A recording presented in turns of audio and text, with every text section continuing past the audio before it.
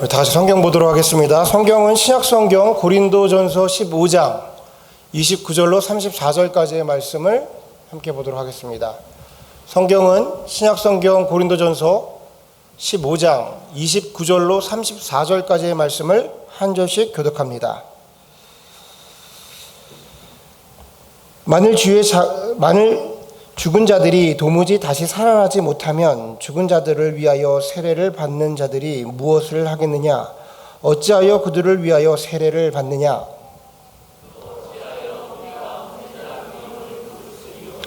형제들아, 내가 그리스도 예수 우리 주 안에서 가진 바 너희에 대한 나의 자랑을 두고 단언하노니 나는 날마다 죽노라.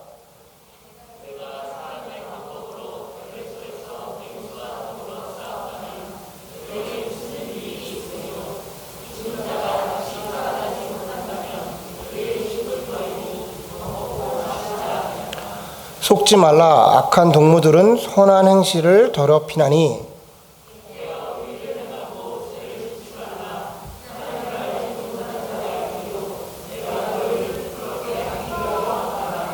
아멘. 자, 오늘 저와 여러분이 나눌 말씀의 제목은 내가 매일 십자가 앞에라는 제목으로 말씀 나누도록 하겠습니다. 자, 오늘이 네이버데이 롱 위켄이어가지고 많은 가정들이 여행을 떠나서 교회가 아주 그냥 횡하네요. 비록 지금 먼 곳에 있지만 영상을 통해서 함께 예배드리는 분들에게도 동일한 은혜가 있기를 간절히 소원합니다. 아멘.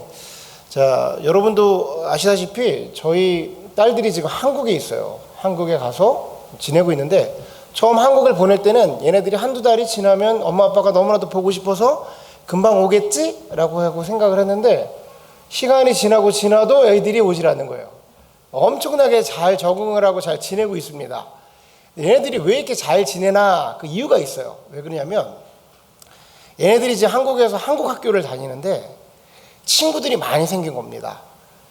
이 시골 학교를 다니는데 한 40명에서 50명 정도 전체 정원이 되는 그런 전교생이 모이는 곳을 다니는데 그 시골 학교에 미국에서 온 쌍둥이 자매, 이게 뭔가 좀 특이한 요소가 있나 봐요. 그러니까 얘네들이 뭔가 인싸가 된 느낌으로 학교를 다니고 있습니다. 이 미국에서 학교를 다닐 때는 그냥 동양에 조용하게 학교 다니는 애들이 그 학교를 가니까 모든 애들이 막 궁금해하고 여러 가지로 막 신기한 게 많으니까 물어보고 친구들도 많이 생기고 다가가서 말도 걸고 그러니까 아이들이 재밌어서 그런지 학교를 다니는 걸 좋아하고 적응을 잘 하더라고요. 지난번에 한국에 방문했을 때 아이들을 만나서 그렇게 얘기를 했어요. 야, 지인아, 지혜야, 너네들 아이들이 되게 신기해하고 질문 많이 하지? 너네 미국에서 왔다니까 아이들이 가장 많이 하는 질문이 뭐야? 라고 제가 물어봤어요. 여러분, 미국에서 학생들이 왔다 그러면 여러분들은 친구들이 무슨 질문을 제일 많이 할 것 같아요? 무슨 질문을 많이 할 것 같아요? 이것저것 많이. 저는 지인이랑 지혜의 대답을 듣고 조금 당황했습니다. 좀 놀랐어요. 이런 걸 질문한다고? 라고 생각했어요. 지인이랑 지혜가 얘기합니다. 아빠, 아이들이 가장 많이 물어보는 건 야, 너네 진짜 총 봤어? 야, 너네 진짜 총 봤어? 이걸 물어봤다는 거예요. 아이들이 참 기발하죠? 나는 제 생각에는 미국에서 왔다니까 야, 너 디즈니 월드 가봤어? 아니면 뭐 자유의 여신상 봤어? 야, 맨하탄이 그렇게 좋냐? 뭐 이런 걸 물어볼 거라고 생각을 했습니다. 왜냐하면 미국은 뭔가 부유한 나라고 최고의 나라니까 그런 걸 물어보지 않겠나라고 했는데 아이들의 눈에는 그저 이 미국이 사람이 사람에게 총을 쏘고 사람이 죽고 또 그렇게 슬픔과 두려움으로 인해서 뭔가 공포에 쌓이고 불합리한 나라로 보였다라는 거예요. 어찌 보면 아이들의 눈이 더 정확할 수도 있습니다. 물질이라는 것을 빼고 나면 뭐 세계 최강의 국가라는 걸 좀 거두고 아이들에게 그렇게 별로 관심이 없을 테니까 거두고 본다면 아마 이 미국은 총기 사건이 날마다 벌어지고 서로가 서로에게 공포를 느끼고 있는 뭔가 불합리하고 불안한 나라일 수도 있어요. 그게 더 맞다고 볼 수도 있는 것이죠. 실제로 올해 발표한 총기 사건, 2020년 작년 통계가 나왔습니다. 작년 통계가 보니까 심지어 작년은 코로나로 인해서 사람들이 집에만 있었는데도 불구하고 총기 사건으로 죽은 사람이 2만 명이었대요. 2만 명. 그 총기 사건 이 집계는 누군가가 누군가를 총을 쏴서 죽인 거예요. 그러니까 자살한 사람들도 있는데 자살한 사람은 2만 3천 명이었다고 합니다. 합치면 4만 3천 명이라는 사람이 총으로 죽은 거예요. 여러분 이게 1일 환산으로 하면 하루에 120명씩 죽었다는 거예요. 지금 이 순간도 오늘도 120명이 죽어나가고 있다는 거예요. 근데 총기 사고가 사람이 쏘면 죽기만 합니까? 부상당하는 사람도 있을 거 아니에요. 부상당하는 인원이 몇 명이면 4만 명이었대요. 그러니까 합계하면 1년에 9만 명이라는 사람이 이 총으로 사상자가 발생했다는 겁니다. 여러분 중동에서 전쟁이 일어나도요 이 정도의 사람이 죽지 않아요. 중동에서 전쟁이 벌어져 지네끼리 치고받고 해도 하루에 120명씩 사람이 죽어나가지 않는다는 겁니다. 우리가 이런 소식을 처음 듣는 건 아니죠. 처음에 우리가 이런 사건이 뉴스에서 발생하고 이런 것들을 듣게 되면 야 어떡하면 좋아, 이 나라가 망하려나 봐, 어떡하면 좋아, 어떡하냐 하면서 그렇게 무뎌집니다. 오늘도 120명이 죽어도 우리는 그리 놀라지 않아요. 왜냐하면 그런 일들이 계속해서 반복되니까. 야 텍사스는 걔네들은 총을 메고 그 샵에 들어간대. 그럼 깔깔깔깔 웃어요. 걔네들 왜 그런데? 여러분 생각해 보십시오. 마트에 들어가는데 텍사스 사람들은 총을 뒤에 메고 개인 화기를 갖고 들어간다는 거예요. 이게 실제로 어느 정도인지는 잘 모르겠으나 그 사람들은 개인 화기를 들고 국회의사당도 들어가니까 충분히 가능할 일이라고 생각합니다. 근데 이게 무슨 소리예요? 내가 무슨 일이 벌어지면 승질나면 쏘겠다는 거야. 지금 우리는 그런 나라를 살고 있는 거예요. 무서운 거죠. 그럼에도 불구하고 무뎌진 겁니다. 그냥 그렇게 살아가는 거예요. 자, 이 총기 사건이 어제 오늘의 일이 아니어서 미국에서는 많이 무뎌져 있고 저희도 무뎌졌지만 미국에 사는 사람들이 도저히 잊지 못하는, 특별히 크리스찬들이 잊지 못하는 총기 난사 사건이 하나 있었어요. 그게 1999년도 콜로라도 콜럼바인 고등학교에서 벌어진 총기 난사 사건입니다.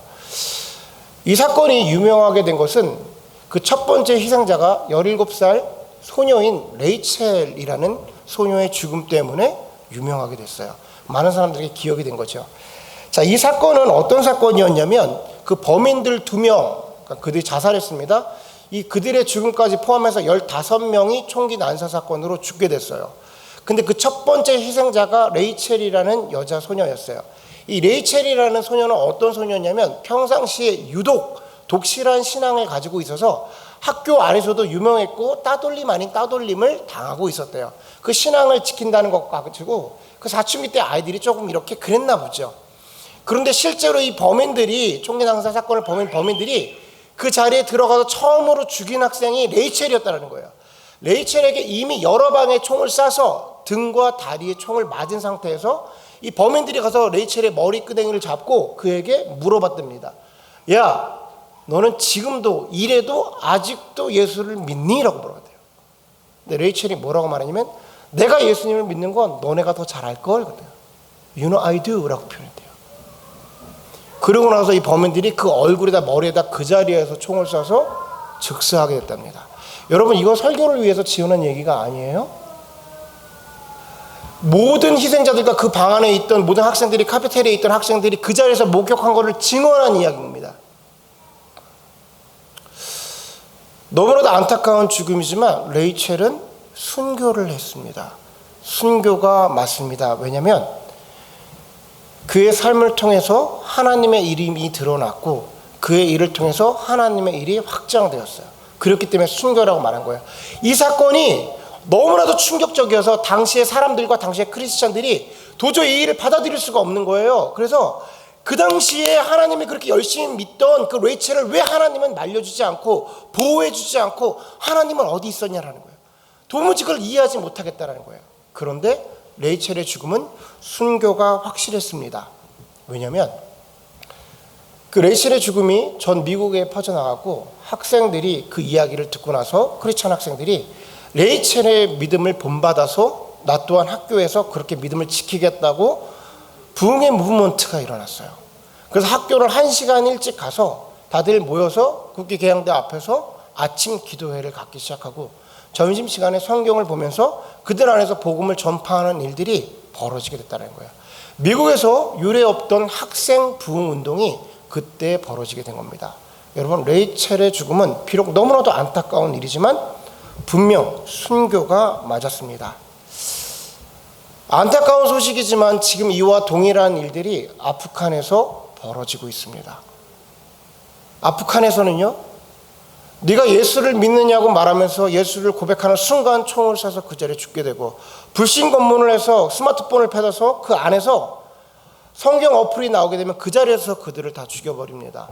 교회나 선교사나 할 것 없이 예수와 관련됐다 그러면 그 자리에서 죽음으로 가게 되는 그런 살벌한 일들이 바로 오늘날도 지금 이 순간도 벌어지고 있는 거예요. 여러분, 제가 조금 극단적이긴 하지만 여러분들에게 그런 질문을 드려볼게요. 갑자기 저 방문이 열려서 어떤 총기를 가진 사람들이 이 자리에 들어와서 갑자기 총을 들여대면서 여러분에게 지금 이 순간 너가 예수를 믿냐? 그럼 내가 너를 쏴 죽일 것이고, 예수를 믿지 않는다고 말하면 너를 살려주겠다라고 말한다면 여러분들은 어떤 선택을 하시겠습니까? 조금 극단적이라고 표현했지만 사실 지금 미국에서 벌어지는 일들을 보면 일어나지 않으리라는 법도 없을 것 같은 일이에요.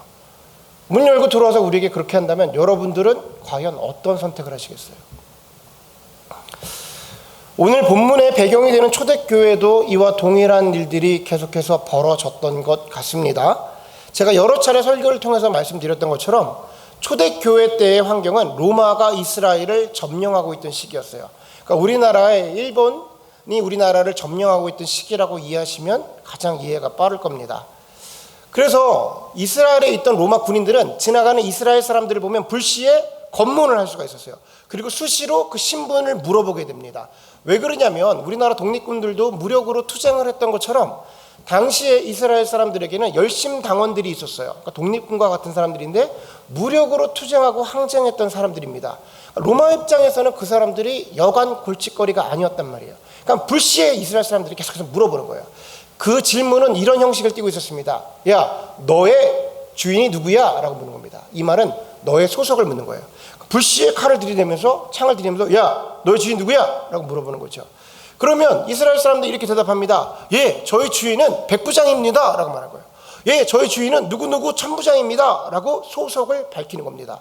근데 모두가 하인은 아니니까 평민들도 있었어요. 평민들에게 야, 너희 주인이 누구야? 라고 말하면 정답은 뭐냐면 나의 주인은 가야사입니다 라고 대답을 해야 되는 거예요. 당시에 로마의 황제를 얘기하는 거죠. 나의 주인은 율리우스 시저입니다 라고 말을 했어야 되는 거예요. 근데 예수 믿는 사람들은 뭐라고 말했냐면 바울의 기록으로 보면, 로마서의 기록으로 보면 내가 마음으로 믿고 내 입으로 예수를 주라 시인하면 네가 구원을 받으리라 그랬어요. 이게 무슨 소리냐면 나 예수 믿어요 그냥 끝나는 게 아니라 그냥 야, 너의 주인이 누구야? 그러면 당시에 이스라엘 사람들은 나의 주인은 예수님입니다 라고 말했던 거야. 그러면 무슨 일이 벌어지냐? 그 자리에 잡혀가서 콜로세움 경기장에 가서 사자들을 풀어놓고 사자들의 밥이 되는 거예요. 사자들이 믿는 사람들을 갈게 찢어 먹는 겁니다. 그리고 돌에 맞아서 죽었다고 그래요. 돌을 던져서 사람을 죽인 거야. 히브리서의 기록으로 말하면 그들의 채찍에 맞아서 죽었고 톱에 켜서 죽었다고 그래요. 우리 주일학교 아이들이 처음으로 예배를 드리고 있는데 살벌한 예수 믿는 게 그런 거야. 주일학교 아이들이 처음으로 예배를 드리는데 살벌합니다.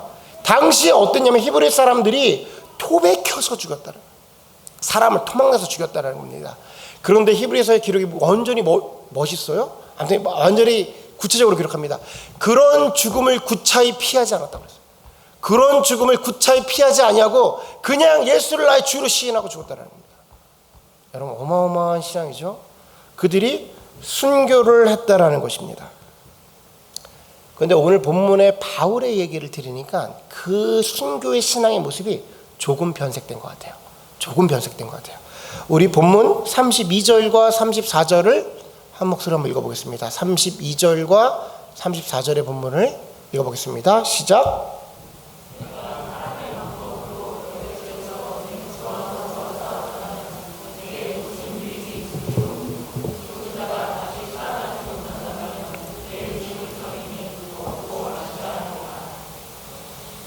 속지 말라. 악한 동무들은 선한 행실을 더럽게 하니 깨어 의를 행하고 죄를 짓지 말라. 하나님을 알지 못하는 자가 있기로 내가 너희를 부끄럽게 하기 위하여 말하노라. 아멘. 이게 무슨 소리냐면요, 해석의 차이는 조금 있습니다. 근데 당시에 몇몇 그리고 점점 많은 사람들이 예수를 시인하고 외적으로 죽는 것, 콜로세움에 가서 내가 순교할 거야, 누군가가 나에게 예수를 물어본다면, 신분을 묻는다면 야, 나 예수 믿는다고 말할 거야, 이런 것을 자랑으로 여겼다는 거예요. 그런 것이 대단한 신앙이냐 말했다는 것이죠. 야, 언제든지 내가 말하면 나는 구차하게 그 맹수들과 싸우는 걸 피하지 않아. 야, 가서 그 죽을 거야. 야, 너도 예수를 위해 죽어. 야, 차라리 죽자. 이렇게 얘기했다는 거예요. 여러분, 이거 잘 들으셔야 돼요. 제가 오해의 소지가 있어서 여러분들 이렇게 표현하는 겁니다. 저는 그 순교의 모습이 뭐 폄하되거나 그 누구의 순교도 잘못 전달되면 안 된다고 생각해요. 근데 전제가 있습니다. 순교여야 돼요. 아까 말한 것처럼 레이첼이 순교인 이유가 무엇이냐면 그의 죽음을 통하여서 하나님의 이름이 드러나고 하나님의 그 복음의 메시지가 세상 사람들에게 전달돼야 순교인 거예요. 나의 의를 위해서, 나를 드러내기 위해서, 나의 속신함과 나의 믿음을 드러내기 위해서 죽는 건 죽음이 아니라는 거예요. 순교가 아니라는 겁니다. 당시에 몇몇, 그리고 꽤나 많은 신앙인들이 예수를 고백하고 사자밥이 되는 것을 자랑으로 여겼다는 거예요. 야, 차라리 그렇게 죽자라는 거야. 예수를 위해 죽자라는 것이죠. 대단한 신앙의 모습으로 여긴 겁니다. 사실 보통의 신앙은 아니겠죠. 예수의 이름으로 죽는 거잖아요. 그런데 바울이 그런 이들에게 일침을 가합니다. 바울이 뭐라고 말하면, 야, 너네들 그 죽음이 그렇게 대단한 죽음이냐? 야, 그게 그렇게 자랑할 만한 죽음이냐? 그게 자랑할 거면 내가 자랑할게. 나는 맨날 죽어. 나는 날마다 죽어. 니네 그렇게 한 번 죽으면 끝나는 줄 알지? 나는 오늘도 죽고 내일도 죽고 평생 죽어. 이 얘기를 하는 겁니다. 너희는 한 번 죽으면 끝인 줄 알잖아. 너의 육신이 그렇게 한 번 죽으면 끝나는 거라고 생각하잖아. 그 죽음 개죽음이야. 나는 오늘도 죽고 내일도 죽고 날마다 죽어. 여러분, 바울이 고린도전서 15장의 부활을 설명하면서 말하는 것은 예수 그리스도의 죽음으로 인해서 예수 그리스도를 통하여서 우리의 육체는 반드시 부활된다는 거예요. 이게 무슨 소리냐면 육체에 살고 죽으면 문제가 더 이상 되지 않는다는 거예요. 어차피 살아야 하는 거야. 그건 보장된 거야. 다시 말하면 죽는다고 다 끝나지 않아. 다 해결되지 않아. 어차피 살아나. 그러니까 내가 살고 죽기 전에 나의 삶과 죽음의 이후의 삶이, 부활에서의 삶이 연결되어 있다는 얘기라는 거예요. 하나님 보시기에 죽음이 중요하지 않아. 어차피 너희들은 살아날 거거든. 그러니까 죽음으로 때우려 하지 마라. 그 한 방의 죽음으로 다 때우려 하지 마라는 거예요. 사람들이 이렇게 멋있게 죽는 것이 대단한 신앙이라는 믿고 착각을 하고 있었다라는 겁니다. 우리 성경을 한번 볼게요. 우리 33절부터 볼게요. 32절부터 봅니다. 내가 사람의 방법으로 에베소에서 맹수와 더불어 싸웠다면 내게 무슨 유익이 있으리요? 죽은 자가 다시 살아나지 못하면 내일 죽을 터이니 먹고 마시자 하리라. 이게 무슨 소리냐면, 야, 내가 사자밥이 돼서 그냥 죽으면 그게 무슨 유익이? 야, 사자밥 돼서 죽었어. 그 죽음이 무슨 유익이 있어? 라고 말하는 거예요. 그리고 뒤에 말하는 게 죽은 자가 다시 살아나지 못한대. 부활을 알지 못하는 사람들, 부활이 제대로 해석하지 못하는 사람들은 야, 차라리 오늘 그렇게 죽자라는 거야. 내일이 없이 산다라는 거예요. 그러니까 함부로 살면서 마치 그 죽음이 대단한 것처럼 말하는 게 온전한 죽음이 아니라 개죽음이라고 지금 얘기를 하고 있는 겁니다. 그럼 33절 이렇게 얘기해요. 속지 말라. 악한 동무들은 선한 행실을 더럽힌다. 그 순교라는 고귀한 것들, 하나님을 향해 목숨을 걸고 끝까지 신앙을 지키려는 것들을 악한 동무들은 그것을 더럽힌다라고 말해요. 그러니까 막 겉으로 헌신하고 겉으로 막 죽을 것 같은 것들을 마치 대단하게 표현하는 악한 것들이라고 말하는 거예요. 그래서 34절을 얘기합니다.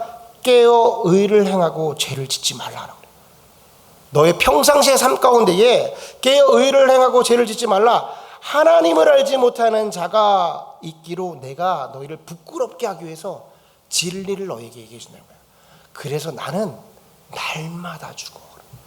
내가 자랑할까? 야, 그게 니네 자랑이야? 한 번 죽는 거 자랑이야? 나 오늘 죽었어. 됐냐? 야, 나 내일도 죽어. 야, 아까 전에도 죽었어. 지금도 죽을 거야. 날마다 내 자신을 죽는 죽음에게. 여러분, 죽음이란 게 가볍지 않을 거 아니에요. 바울이 말하는 그 죽음이 가벼웠겠습니까? 너희들의 죽음 그 대단한 거면 나는 오늘 죽었다고 이 얘기를 지금 하고 있는 겁니다.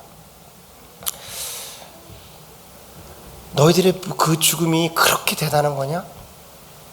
나는 오늘도 나의 육체의 정욕에 죽어. 나는 오늘도 이 생의 자랑에 내 자신을 죽여. 나는 오늘도 나의 연약한 그 계속해서 오는 그 유혹에 나를 죽여. 내 모습 가운데에 하나님 앞에 온전히 가기 위해서 나를 방해하고 하나님께로 온전히 가지 못하게 하는 나의 육체의 모든 것들을 나는 그 날마다 주님 앞에 죽여버리고 있어.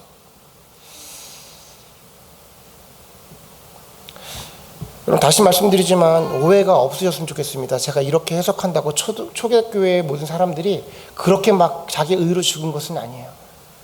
초대교회 히브리서에 그 믿음의 사람들을 기록할 때 그들이 평상시에도 주님을 주인으로 모시고 살았고 그 죽음 앞에서도 끝끝내 자신을 부인하지 않았다. 그러니까 예수 그리스도를 부인하지 않았다는 것이죠. 자신을 주장하지 않음을 이야기한 겁니다. 여러분, 바울은 그리스도인들에게 육체의 죽음은 그렇게 큰 문제가 되지 않음을 얘기하는 거예요. 왜냐하면 다시 살아날 것은 이미 약속받았기 때문에. 그러니까 오늘을 예수로 살아내고 오늘을 하나님이 원하시는 모습으로 살아가야 된다라고 지금 이야기를 하고 있는 겁니다.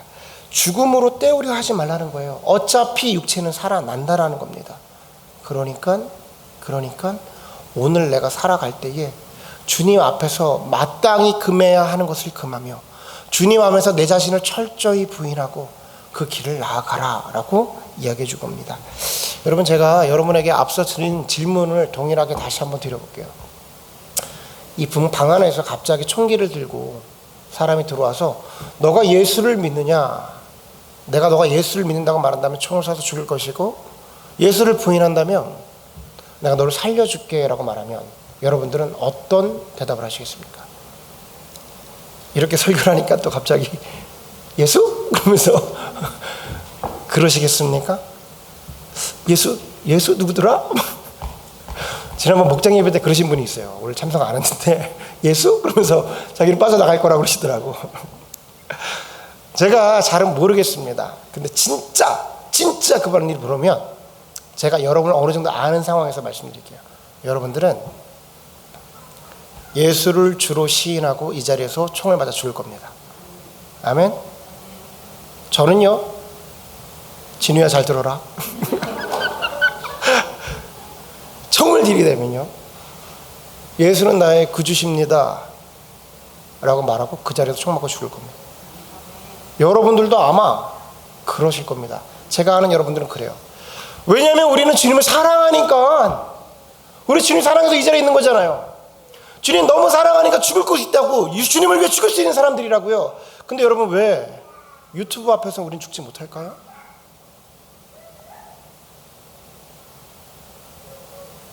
여러분, 우리는 왜 세상의 물질 앞에서 죽지 못할까요? 우리는 주님을 위해 생명도 줄 수 있는데 우리는 왜 그 알량한 자존심 지켜서 그 사람에게 무시받지 않으려고, 그 집에 와서 그 자존감이 흔들리지 않으려고, 그 얄팍한 것들 지키려고 그 열등감을 왜 버리지 못할까요? 주님을 위해 죽을 수는 있지만 유튜브에서는 죽지 못하는 거야. 유튜브가 죄라는 얘기가 아닙니다. 그냥 거기에 매여서 그냥 그렇게 다시 한번 여러분의 순교를 제가 폄하하고 싶지 않아요. 여러분들 정말 총에 맞아서 죽을 수 있어요. 저 진짜 믿어요. 저도 그럴 수 있습니다. 그런데 왜 우리는 이렇게 오늘에 무너질까요?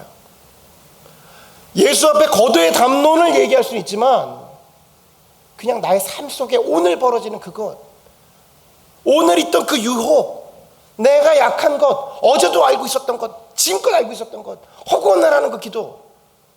근데 왜 우리는 그것에 죽지 못할까요? 바울이 그 얘기하는 거예요. 야, 너네들 대단하게 총 맞아 죽는 거, 사자밥이 되는 거, 그렇게 대단하냐? 나는 오늘도 진짜 피 흘리기까지 싸우면서 거기서 죽었어. 여러분, 바울이 죄를 몰랐습니까? 바울이 죄를 기록한 걸 보면요, 바울이 경험하지 않고서는 그 죄를 알지 못할 사람, 그 정도로 대단한 사람이었어요. 근데 바울이 나는 오늘도 그 숙제를 해결하지 못해서 예수 그리스도의 보혈의 피 앞에서 내가 오늘도 피 흘리기까지 싸워서 나를 죽였어. 난 날마다 죽어, 이 새끼들아. 니네 그거 한 번 죽고 해결하는 것 같지? 근데 야, 죽음은 해결되지 않아. 우리는 어차피 부활할 거고 그 삶을 또 살아가야 돼. 여러분, 저는 오늘의 말씀을 전하면서 내가 과연 이런 말씀을 전할 수 있게, 참 바울이 그런 얘기를 하면 자랑하노라 라고 얘기하면서 얘기를 하는데 저도 얼마나 창피함으로 이 자리에 서겠습니까? 오늘의 말씀이 가볍지 않았으면 좋겠어요. 여러분, 주님이 정말 우리가 총 맞아 죽고 나서 주님 저 순교했습니다라고 묻는 그 모습을 대단하다고 생각하실까요? 아니면 오늘도 씨름하면서 내가 주님 앞에 온전히 가기 위해서 그렇게 애를 쓰고 비록 또 무너질 수 있으나 그래도 그것을 내 마음속에 너무나도 상처를 입어서 주님 그럼에도 불구하고 주님 앞에 나왔습니다 고백하는 그 신앙인을 옳다고 여길까요? 바울이 맞는 거예요, 여러분. 그거 개죽음이에요. 오늘 내가 나의 죄 앞에, 나의 유혹 앞에, 세상의 여러 가지의 그 물질의 공격 앞에 내 자신을 철저하게 부인하는 것이 나를 죽이는 일인 겁니다. 그게 신앙의 일인 거예요. 여러분, 이 삶이 사실 얼마나 어렵습니까? 누가 예수 믿는 게 그렇게 쉽대요? 예수 믿는 게 뭐가 쉬워요? 너무너무나도 하루하루가 힘든 겁니다. 근데 우리가 그 길을 가야 되는데, 제가 여러 번 설교 때문에 말씀드린 것처럼 우리는 세상이 만들어낸 세상의 산물입니다. 하나님께서 우리가 예수 그리스도를 믿음으로 그런즉 보라 새 것이 되었도다 했는데, 우리의 영은 하나님 앞에서 예수 그리스도의 십자가의 보혈로 인해 새롭게 된 것이 확실하나 우리의 육체는 이 땅에서 만들어지고 이 땅의 관성에 따라서 살아가고 있는 사람들이에요. 그래서 죄를 짓는 게 그리 어색하지 않아요. 세상의 것을 흡수하는 게 어색하지 않습니다. 세상에서 교육받은 사람들이에요. 만들어진 사람들이에요. 여러분, 예수를 믿노라 하지만 어느 때 저와 여러분의 모습이, 여러분까지 갈 필요도 없습니다. 저의 모습에 제가 너무나도 황당할 때가 있어요. 어떻게 이렇게 제2의 한복판에 와 있지? 너무나도 나도 인식하지 못하는 순간에, 그나마 그래 지금껏 이 정도 예수를 믿었으면, 그래도 목사잖아, 남들 앞에서 예수를 말하는 사람이라면, 내 자신을 바라보면 너무 어이가 없는 거예요.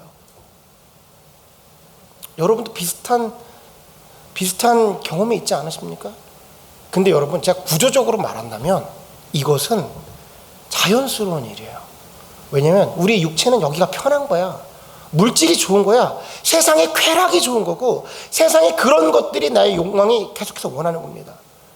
근데 나의 영이 주님의 영으로 바뀌었으니까 씨름을 하는 것이죠.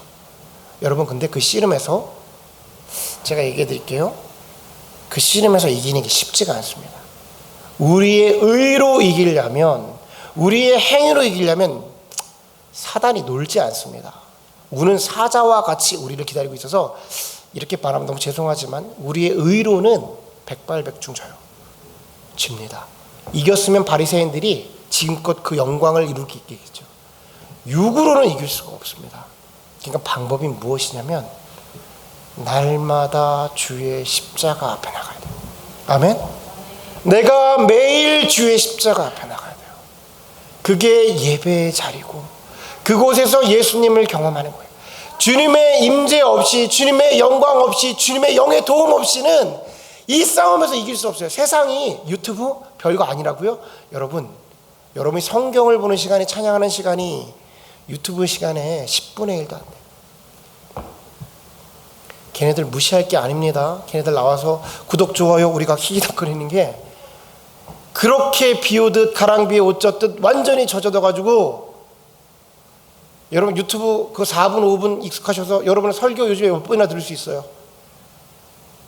여러분 설교 한 10분 들으면 그 집중력이 흐트러져가지고 주님의 말씀에 10분도 집중할 수가 없어요. 믿노라 말하지만.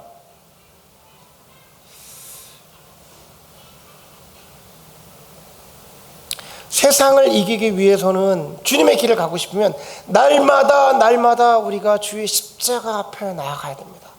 그래서 주님의 보혈을 구하여야 되고요, 하나님의 영광을 구해야 되고요, 하나님의 임재가 있어야 내가 살아갈 수 있습니다라는 아주 갈급한 고백을 주님께 드려야 돼요.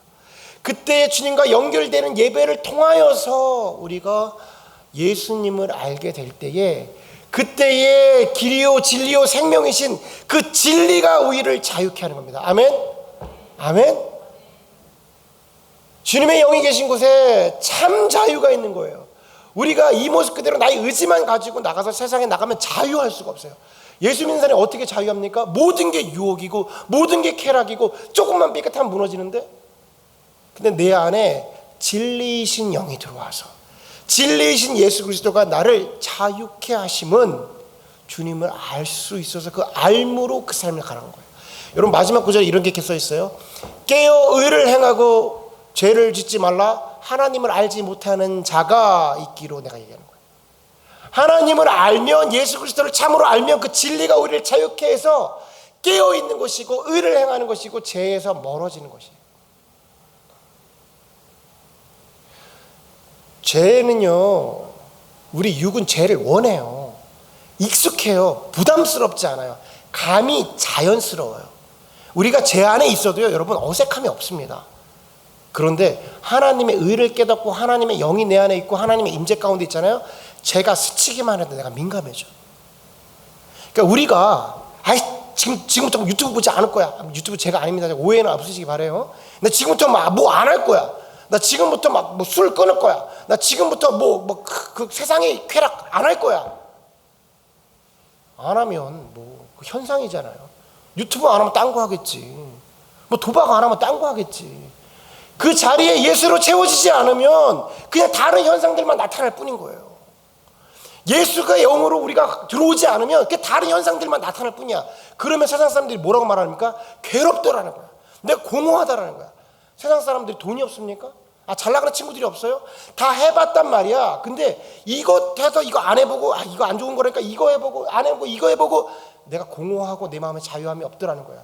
세상에 공황장애, 불안, 마음속에 그 현대병들이 있잖아요. 왜 이렇게 사람들이 많습니까, 여러분? 왜 이렇게 많아요? 이 살기 좋은 세상에 미국이라는 경제 최고의 부강한 나라를 살아가면서 왜 마음에 항상 불안하면서 살아가요? 채울 수 없으니. 날마다 주님의 십자가 앞에 나가서 주님의 보혈로 내가 덮여지고 주님의 주시는 그 영으로 세상을 살아가지 않으면 안 되는 거예요. 안 되는 거예요. 여러분, 제가 아주 공격적으로 여러분한테 얘기할게요. 주일 예배 한번 나와서 그걸로 때우려 하지 말라라는 거예요. 오늘 말씀이 그건 거예요. 바울이 지금 우리에게 뭐라고 말하면, 야, 너네 신앙인이야, 대단한 신앙인처럼 말하지 마. 너네 주일 예배 나와서 그걸 때우지 마. 오늘 난 날마다 줄 거라고. 여러분, 지금 우리의 설교가 되게 높은 차원의 얘기를 하는 것 같지만 그냥 이게 예수 믿는 사람들의 삶인 거예요. 대단한 거예요.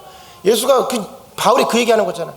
삶 속에서 오늘 너가 죽지 않으면, 삶 속에서 너가 그 삶을 살아내지 않으면, 야, 그냥 나와서 대단하게 앞에 기도하고 찬양하고 눈물 흘리고, 야, 그거 때우려 하지 마. 주님이 다 알고 있어. 여러분, 앞에서 이런 말을 전하는 저도 참 부끄러움이 있습니다. 여러분도 어떤 신앙인도 사실 나는 날마다 죽노라 이 말씀 앞에서 떳떳한 사람은 없을 거라고 생각을 해요. 여러분, 바울이 자랑했다고 말하잖아요.